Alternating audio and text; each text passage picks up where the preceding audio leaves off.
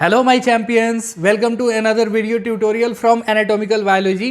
प्यारे बच्चों, आज के इस वीडियो में हम लोग बात करेंगे एक मॉडल पेपर के, जो कि क्लास 12 के जो है 2025 के बायोलॉजी के एग्जाम में आने वाले प्रश्नों से रिलेटेड होगा, है ना।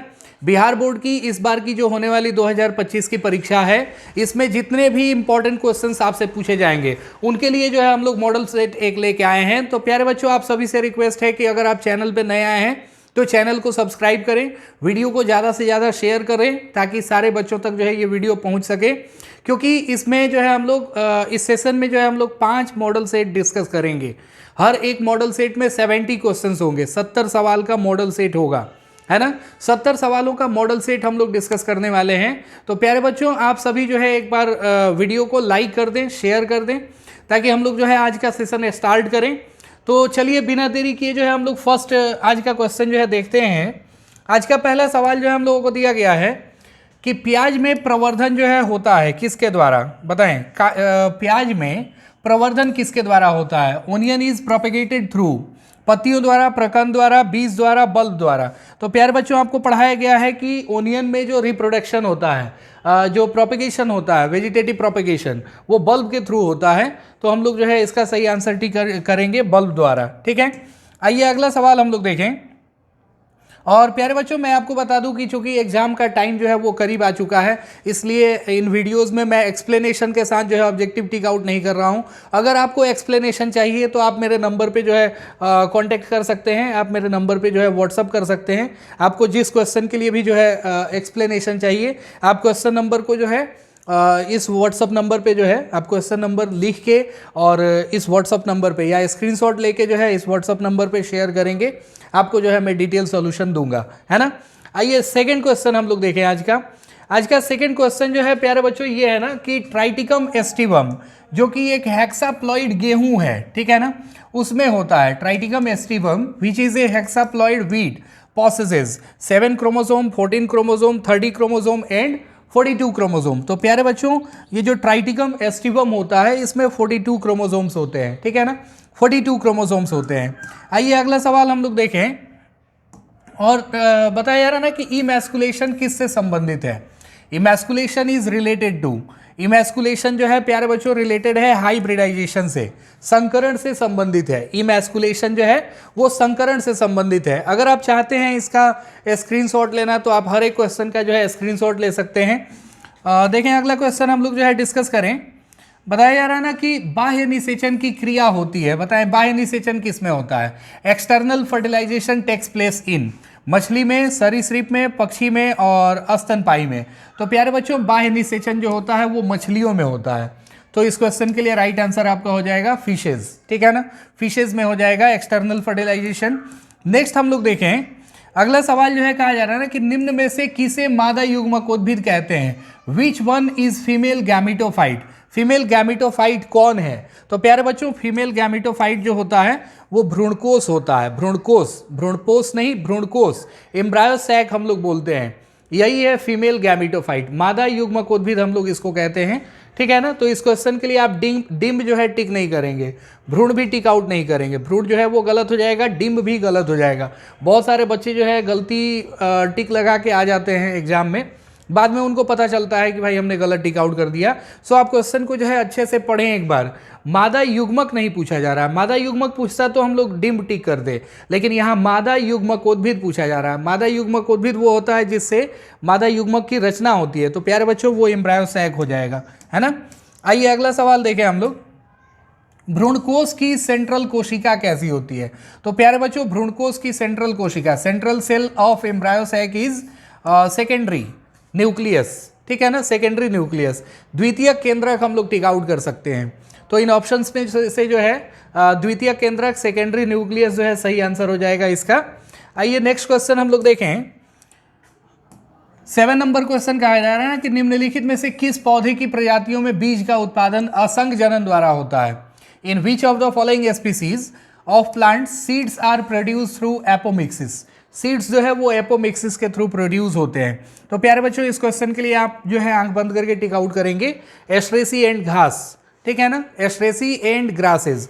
फैमिली के जो भी जो है प्लांट्स होंगे उनमें बीज का उत्पादन जो होता है, सीड का प्रोडक्शन, वो एपोमिक्सिस द्वारा होता है, असंग जनन द्वारा होता है। ठीक है, आइए अगला सवाल हम लोग देखें। नेक्स्ट क्वेश्चन कहा गया है कि निम्नलिखित में से कौन अंड समुच्चय से नहीं जुड़ा है? अंड समुच्चय से नहीं जुड़ा है। प्यारे बच्चों, नहीं जुड़ा है वाले क्वेश्चंस को जो है आप अच्छे से पढ़ के तब टिक आउट करेंगे।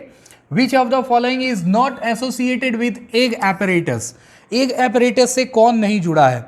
तो एग एपरेटस से प्रतिव्यासांत कोशिकाएं या प्रतिमुख कोशिकाएं या फिर इनको एंटीपोडल सेल हम लोग कहते हैं, जो चलाजा एंड की तरफ होती हैं, ये नहीं जुड़ी होती हैं। तो एंटीपोडल सेल यानी प्रतिव्यासांत कोशिकाएं जो है इस क्वेश्चन के लिए राइट आंसर होगा। ठीक है, आइए अगला सवाल हम लोग देखें। गुरु बीजाणु मातृ कोशिका से क्या बनता है? गुरु बीजाणु मातृ कोशिका से क्या बनता है? एमएमसी से। मेगास्पोर मदर सेल से क्या बनता है? तो प्यारे बच्चों, गुरु बीजाणु मातृ कोशिका से गुरु बीजाणुओं का निर्माण होता है। ठीक है ना, तो इस क्वेश्चन के लिए जो है आपका राइट आंसर हो जाएगा। नेक्स्ट हम लोग देखें, मनुष्य में मात्रात्मक लक्षण का उदाहरण क्या है? An example of quantitative trait in humans. तो क्वांटिटेटिव ट्रेट का एग्जाम्पल जो है ह्यूमंस पे हो जाएगा स्किन कलर, त्वचा का रंग। ये क्वेश्चन मैंने आपको पहले भी कराया हुआ है, तो आप देख सकते हैं इसको। देखें, नेक्स्ट क्वेश्चन जो है हम लोगों को दिया गया है ना कि गैमिट निर्माण को क्या कहते हैं? गैमिट निर्माण को कहते हैं the process of formation of gametes is called. Gamete के फॉर्मेशन को जो है प्यारे बच्चों हम लोग कहते हैं गैमिटोजेनेसिस। ठीक है ना, गैमिटोजेनेसिस हम लोग कह लेते हैं गैमिट निर्माण को। युग्मक निर्माण की प्रक्रिया युग्मक जनन कहलाती है। ठीक है, आइए अगला सवाल हम लोग देखते हैं। निम्नलिखित में से कौन द्विगुणित संरचना है? Which of the following is a diploid structure? Diploid structure कौन है? शुक्राणु नहीं होता है, अंडाणु नहीं होता है, युग्मनज होता है। बेशक युग्मनज जो है जाइगोट, जाइगोट जो है ना वो डिप्लॉयड स्ट्रक्चर होगा प्यारे बच्चों। तो इस क्वेश्चन के लिए आप राइट आंसर टिक आउट करेंगे, डिप्लॉयड जाइगोट। नेक्स्ट जो है बहुत ही इंपॉर्टेंट क्वेश्चन है कि एक हेल्दी फीमेल जो होती है, एक स्वस्थ मादा जो होती है, अपने जीवन काल में कितने अंडाणुओं का निर्माण करती है, कितने अंडाणु बनाती है?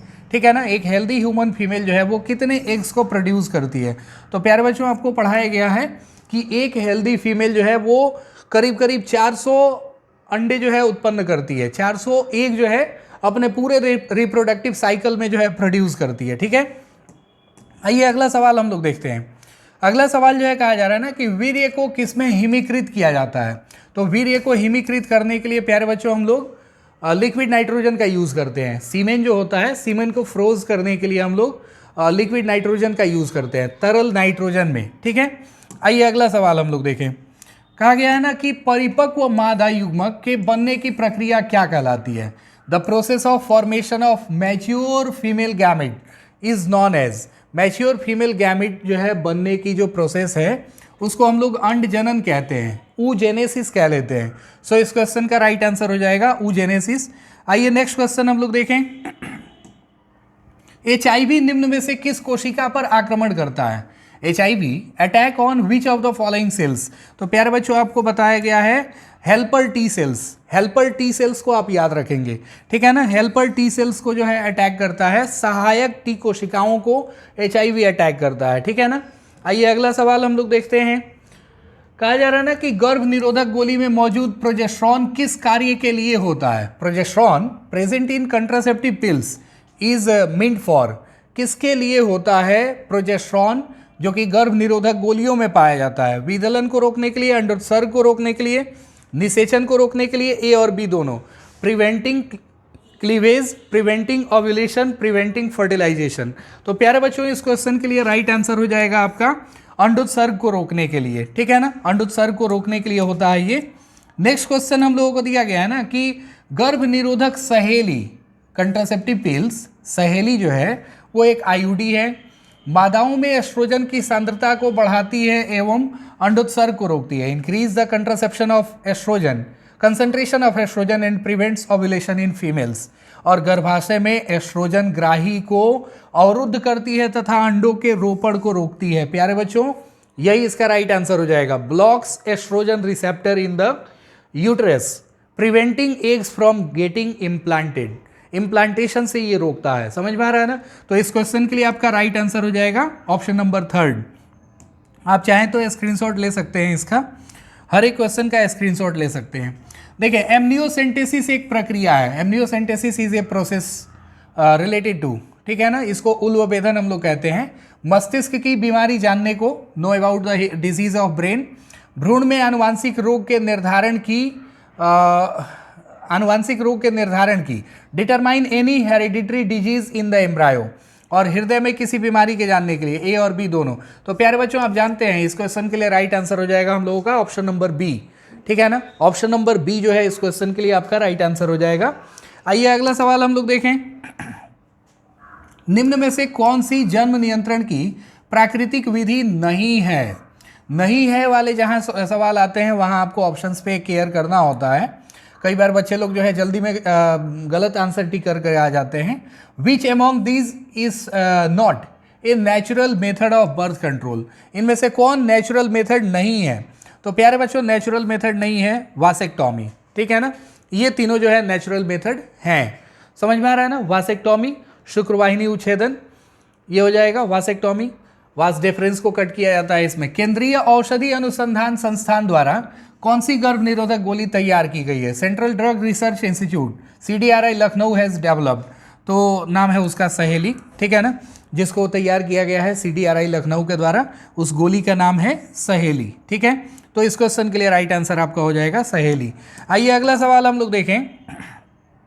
कहा जा रहा है ना कि निम्नलिखित में से कौन गुणसूत्रीय विकार नहीं है? Which of the following is not A chromosomal disorder? ये क्वेश्चन मैंने आपको पहले भी कराया होगा प्यारे बच्चों। ये इसका राइट आंसर हो जाएगा आपका haemophilia. Haemophilia is not A chromosomal disorder. Next हम लोग देखें। कहा जा रहा है ना कि द्विसंकर परीक्षार्थ संकरण का अनुपात क्या है? What is the dihybrid test cross ratio, ठीक है ना। डाइहाइब्रिड टेस्ट क्रॉस रेशियो कितना होता है? तो प्यारे बच्चों आप टिक आउट करेंगे 1:1:1:1, ठीक है ना। Option number C is the right answer. Next हम लोग देखें। बताया जा रहा है ना कि मनुष्य पुरुष में गुणसूत्र की संख्या कौन है? Chromosome number in human being male, ठीक है ना। मेल में कौन सा क्रोमोसोम होता है? तो प्यारे बच्चों आप मेल में जानते हैं 44 + XY हो जाएगा, 44 + XY हो जाएगा। नेक्स्ट हम लोग देखें। अगला सवाल जो है पूछा जा रहा है ना कि F2 संतति की बाह्य लक्षणीय अनुपात अपूर्ण प्रभाविता की स्थिति में क्या होता है? What is the phenotypic ratio for F2 generation in incomplete dominance? Incomplete dominance में F2 जनरेशन के लिए क्या होता है? Phenotypic ratio. तो प्यारे बच्चों इनकम्प्लीट डोमिनेंस, को डोमिनेंस, जीनोटाइपिक, फिनोटाइपिक, ये सब सेम ही होता है, 1:2:1। ये मैंने आपको कई बार बता रखा है 1:2:1। ये जीनोटाइपिक रेशियो भी होता है, फिनोटाइपिक रेशियो भी होता है, इनकम्प्लीट डोमिनेंस के लिए भी होता है और को डोमिनेंस के लिए भी होता है, ठीक है ना। आइए अगला सवाल हम लोग देखें।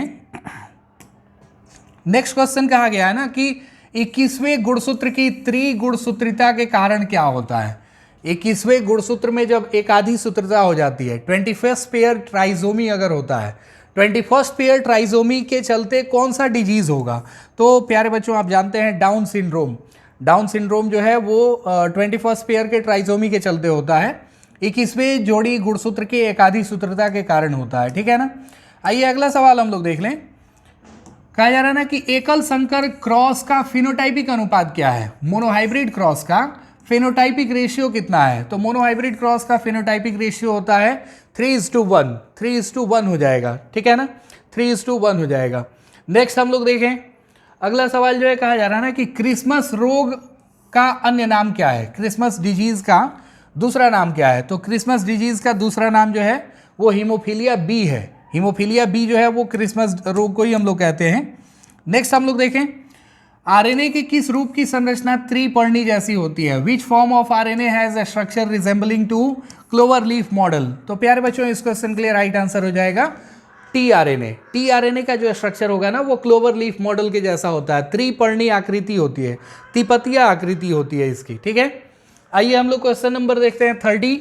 निम्नांकित में कौन रिकॉम्बिनेंट डीएनए टेक्नोलॉजी, पुनर्योगज डीएनए तकनीक का साधन नहीं है? ठीक है ना। विच of the following is not a tool for RDT, recombinant DNA technology? तो प्यारे बच्चों इसमें से आपका राइट आंसर हो जाएगा हमारा इंट्रॉन्स।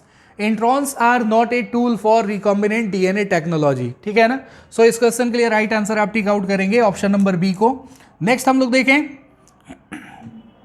31 नंबर क्वेश्चन है कि एक जीन के विभिन्न रूपों को क्या कहा जाता है? Different forms of a gene are called. तो अलग अलग रूप जो होते हैं एक जीन के उनको हम लोग कहते हैं युग्म विकल्पी, ठीक है ना, युग्म विकल्पी कहते हैं, एलिल्स कहा जाता है। Different forms of a gene are called alleles, ठीक है। नेक्स्ट क्वेश्चन हम लोग देख लें। कहा जा रहा है ना कि डीएनए अणु में साइटोसिन 18% है तो एडेनिन का प्रतिशत क्या होगा। In a DNA molecule the cytosine is 18%, then percentage of adenine will B.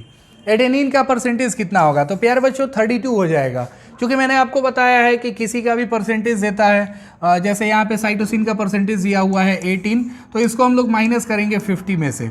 50 में से 18 माइनस किए 32 आया। सो ये राइट आंसर हो जाएगा इस क्वेश्चन के लिए, ठीक है ना। तो इस क्वेश्चन के लिए आप राइट आंसर टिक आउट करेंगे ऑप्शन नंबर डी को। नेक्स्ट हम लोग देखें, बताया जा रहा है ना कि आरएनए के पायरिमिडीन में क्या पाया जाता है। आरएनए के पायरिमिडीन में क्या पाया जाता है। पायरिमिडीन प्यूरिन का ट्रिक मैंने आपको बताया हुआ है, एजी कट, है ना, एजी कट। ये जो है प्यूरिन और पायरिमिडीन के ट्रिक है। एजी प्यूरिन होते हैं, सीयूटी पायरिमिडीन होते हैं। तो आरएनए में टी नहीं होता है। आरएनए का अगर पूछा जा रहा है, आरएनए में टी नहीं होता है, दैट मीन्स सी और यू होते हैं। तो सी और यू देखें किस में ऑप्शन है, सी और यू, ये देखें, ये हो जाएगा साइटोसिन और यूरेसिल। तो साइटोसिन और यूरेसिल इस क्वेश्चन के लिए राइट आंसर हो जाएगा आपका ऑप्शन नंबर सी, ठीक है। नेक्स्ट हम लोग देखें, निम्न में से कौन प्रारंभ कूट है। प्रारंभ कूट कौन है, स्टार्ट कोडॉन कौन है। तो स्टार्ट कोडॉन प्यारे बच्चों ऑप्शन नंबर बी आप टिक आउट करेंगे। Option number B AUG and GUG. AUG और जीयूजी को हम लोग स्टार्ट कोडॉन कहते हैं। नेक्स्ट हम लोग देखें,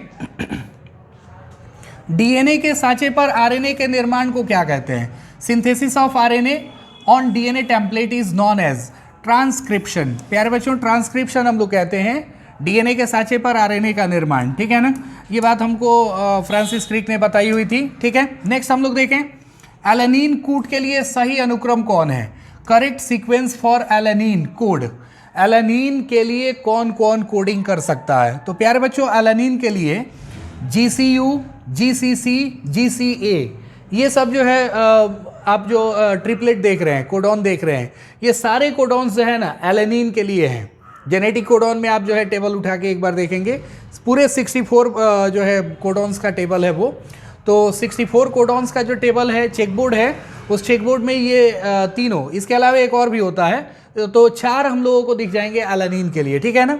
इसके बाद देखें हम लोग, नेक्स्ट क्वेश्चन कहा जा रहा है ना कि जावा कपी मानव की कपालीय क्षमता कितनी थी। एप मैन, जावा एप मैन का क्रेनियल कैपेसिटी कितना था। तो प्यारे बच्चों इस क्वेश्चन के लिए आप टिक आउट करेंगे 900 सीसी। 900 क्रेनियल कैपेसिटी जो है ये जावा एप मैन का जो है क्रेनियल कैपेसिटी था, ठीक है ना। नेक्स्ट हम लोग देखें, लुई पास्चर के प्रयोगों के द्वारा प्रतिपादित किया गया विकास का सिद्धांत है। Theory of evolution propose by experiments of Louis Pasteur. तो प्यारे बच्चों इस क्वेश्चन के लिए राइट आंसर हो जाएगा आपका स्वतः जननवाद का सिद्धांत, थ्योरी ऑफ स्पॉन्टेनियस जनरेशन, ठीक है ना। इसको पोस्टुलेट किया था लुई पास्चर ने। नेक्स्ट क्वेश्चन हम लोग देखें, कहा जा रहा है ना कि कार्बनिक जैविक विकास से पूर्व रासायनिक विकास हुआ था। इसकी अवधारणा किसके द्वारा दी गई। Who gave the theory of chemical evolution takes place before carbonic and biotic evolution. तो प्यारे बच्चों इस क्वेश्चन के लिए जो है आंसर हो जाएगा AI Oparin and JBS Haldane, ठीक है ना। AI Oparin and JBS Haldane, option number A जो है इस क्वेश्चन के लिए राइट आंसर हो जाएगा। नेक्स्ट हम लोग देखें, अगला सवाल कहा जा रहा है ना कि ऑस्ट्रेलिया के शिशुधानी प्राणियों के अनुकूली विकिरण इनमें से किसका उदाहरण है। Adaptive radiation in Australian marsupials are example of, ठीक है ना। एग्जाम्पल है ये किसके प्यारे बच्चों, तो ये ऑस्ट्रेलिया के जो शिशुधानी प्राणियों के अनुकूली विकिरण है, ये अभिसारी विकास के एग्जाम्पल है, ठीक है ना। अभिसारी विकास कन्वर्जेंट इवोल्यूशन के एग्जाम्पल है। अभिसारी क्रम विकास कन्वर्जेंट इवोल्यूशन का एग्जाम्पल है ये, ठीक है। आइए और देखते हैं हम लोग। नेक्स्ट क्वेश्चन कहा गया है ना कि मनुष्य के हाथ, चमगादड़ के पंख और व्हेल के फ्लीपर ये क्या अभिव्यक्त करते हैं। Human hand, wings of bat and flipper of whale represents अवशेषी अंग, वेस्टिजियल ऑर्गन, असमजात अंग, एनालोगस ऑर्गन, विकासवादी अंग, इवोल्यूशनरी ऑर्गन्स और समजात अंग। तो प्यारे बच्चों ये जो लास्ट ऑप्शन हम लोग पढ़ रहे हैं, ये इस क्वेश्चन का राइट आंसर हो जाएगा। होमोलोगस ऑर्गन के एग्जाम्पल है ये human hand, wing of bat and flipper of whale, ठीक है ना। मनुष्य के हाथ, चमगादड़ के पंख और व्हेल के फ्लीपर समजात अंग है ये। नेक्स्ट हम लोग देखें, रक्त में प्रतिजन तथा प्रतिरक्षी की परस्परिक क्रिया का अध्ययन क्या कहलाता है? Study of interaction of antigen and antibodies in the blood is called. Blood में जो है इसके स्टडी को हम लोग क्या कहते हैं? तो प्यारे बच्चों इस क्वेश्चन के लिए राइट आंसर हो जाएगा सेरोलॉजी। ठीक है ना, इस क्वेश्चन के लिए राइट आंसर हो जाएगा आपका option number A, serology. Next हम लोग देखें, वुचेरिया बैंक्राफ्टी मनुष्य में फाइलेरियासिस रोग उत्पन्न करता है। ये समूह किस समूह से संबंध रखता है? The group of Wuchereria bancrofti which causes ठीक है ना, CAU causes filariasis in human beings is protozoa, जीवाणु, विषाणु और हेलमिंथ। ठीक है ना, तो आप टिक आउट करेंगे हेलमिंथ को। ठीक है ना, वुचेरिया बैंक्राफ्टी जो है ये हेलमिंथ हो गए जो फाइलेरियासिस करवाते हैं। नेक्स्ट हम लोग देखें, क्षय रोग का संक्रमण मुख्यतः किसके द्वारा होता है? वायु द्वारा। ठीक है ना, ये जो ट्यूबरकुलोसिस है, ट्यूबरकुलोसिस का कंटेमिनेशन जो होता है ना वो एयर के थ्रू ज़्यादा होता है, ट्रांसमिशन जो है वो एयर के थ्रू ज़्यादा होता है, तो हवा हो जाएगा इस क्वेश्चन का राइट आंसर। ठीक है, नेक्स्ट हम लोग देखें, ट्रिपल एंटीजन टीका का उपयोग किसके लिए नहीं होता है? Triple antigen vaccine is not use for typhoid. ठीक है ना, टाइफॉइड के लिए यूज नहीं होता है triple antigen vaccine. Next question हम लोग देख लें, कहा जा रहा है ना कि विश्व स्वास्थ्य दिवस हर वर्ष मनाया जाता है। बताइए, world health day is celebrated on 7 अप्रैल। 7 अप्रैल को हर साल हम लोग जो है विश्व स्वास्थ्य दिवस मनाते हैं। ठीक है, आप दिवस वगैरह ये सब याद रखेंगे। नेक्स्ट देखें हम लोग, पादप कोशिका से संपूर्ण पौधा बनाने की क्षमता, the capacity to generate a whole plant from a plant cell is known as totipotency. प्यारे बच्चों इस क्वेश्चन के लिए आपका राइट आंसर हो जाएगा पूर्ण शक्तता। पूर्ण शक्तता, टोटिपोटेंसी, जिसके बारे में हैबरलैंड ने बताया था। ठीक है ना, टोटिपोटेंसी हो जाएगा। नेक्स्ट क्वेश्चन हम लोग देखें, कहा जा रहा है ना कि निम्नलिखित में से कौन पशुपालन में सम्मिलित नहीं है? Which of the following is not included in animal husbandry? कार्बनिक खेती। ठीक है ना, कार्बनिक खेती जो है वो इंक्लूडेड नहीं है एनिमल हस्बेंड्री में, तो कार्बनिक खेती इस क्वेश्चन के लिए आपका राइट आंसर हो जाएगा। नेक्स्ट हम लोग देखें, कहा जा रहा है ना कि शहद का निर्माण कौन करती है? हनी इज मेड बाई, कार्यकर्ता मधुमक्खी। ठीक है ना, वर्कर हनी बीज, ये जो वर्कर हनी बीज होती हैं, लेबर बीज होती हैं, यही हनी बनाने का काम करती हैं। ठीक है ना, नेक्स्ट क्वेश्चन हम लोग देखें, आइए। कहा जा रहा है ना कि किससे कृत्रिम बीज का निर्माण किया जा सकता है? Artificial seeds is formed. Artificial seeds का फॉर्मेशन कायिक भ्रूण द्वारा किया जा सकता है, सोमैटिक एम्ब्रायो द्वारा किया जा सकता है। ठीक है ना, तो इस क्वेश्चन के लिए आपका राइट आंसर हो जाएगा सोमैटिक एम्ब्रायो। नेक्स्ट हम लोग देखें, लाइसिन युक्त शक्ति रेटिन प्रोटीना किसकी किस्में हैं? शक्ति रेटिन प्रोटीना। ठीक है ना, रत्ना भी होता है यहाँ पे। तो प्यारे बच्चों ये कि इसमें जो है वो मक्का की है, मैज़ की वैरायटी है ये सब, लाइसिन जो है ज़्यादा होता है इसमें। ठीक है, नेक्स्ट हम लोग देखें, निम्नलिखित में से कौन सा सूक्ष्मजीव गैर फलीदार पौधों में नाइट्रोजन फिक्सिंग नोड्यूल्स का उत्पादन करता है? Which of the following microbes produces nitrogen fixing nodules in non leguminous plant? Non leguminous plant में नाइट्रोजन फिक्सिंग काम जो है वो फ्रैंकिया करता है, फ्रैंकिया। सो इस क्वेश्चन का राइट आंसर हो जाएगा आपका Frankia, option number C. Next हम लोग देखें, निम्नलिखित में से कौन सा जैविक खाद नहीं है? Which of the following is not a bio fertilizer? तो बायो फर्टिलाइजर कौन नहीं है प्यारे बच्चों? इस क्वेश्चन के लिए आपका राइट आंसर हो जाएगा बैसिलस थोरिंजिएंसिस, BT। ठीक है ना, बैसिलस थोरिंजिएंसिस जो है वो BT, ये जैविक खाद नहीं है, बायो फर्टिलाइजर नहीं है। ठीक है, नेक्स्ट हम लोग देखें, कहा जा रहा है ना कि ब्रीवरी का संबंध किससे है? Bravery is concern with saccharomyces cerevisiae. Bravery जो है हम लोग इसको ब्रेवर्स इस्ट भी बोलते हैं, सैक्रोमाइसिस सेरेविसी को जो है हम लोग ब्रेवर्स इस्ट बोलते हैं। तो ब्रीवरी का संबंध जो है वो सैक्रोमाइसिस से है। नेक्स्ट हम लोग देखें, कहा जा रहा है ना कि एजोला सजीवी संबंध बनाता है। ठीक है ना, azolla forms symbiotic relationship with. ठीक है ना, एजोला किसके साथ सिम्बायोटिक रिलेशन बनाता है? एजोस्पाइरिलम के साथ, या फिर एनाबेना के साथ, राइजोबियम के साथ, नोस्टक के साथ। तो प्यारे बच्चों इस क्वेश्चन के लिए राइट आंसर आप टिक आउट करेंगे एनाबेना। ठीक है ना, एनाबेना के साथ जो है सहजीवी संबंध बनाता है। नेक्स्ट हम लोग देखें, अगला क्वेश्चन जो है 56 नंबर कहा गया है ना कि PCR तकनीक के दौरान SSDNA सिंगल स्ट्रैंडेड DNA से प्राइमर्स के बनने की क्रिया क्या कहलाती है? During PCR technique pairing of primers to SSDNA segment is called तापानुशीलन। ठीक है ना, तापानुशीलन। एनिलिंग कहते हैं प्यारे बच्चों, हम लोग इसको एनिलिंग कहते हैं, ठीक है, तापानुशीलन। नेक्स्ट हम लोग देखें, कहा जा रहा है ना कि अभिकर्मक जो एलिसा परीक्षण में उपयोग होता है तो वो हो जाएगा peroxidase. Peroxidase is the reagent used in ELISA test, है ना।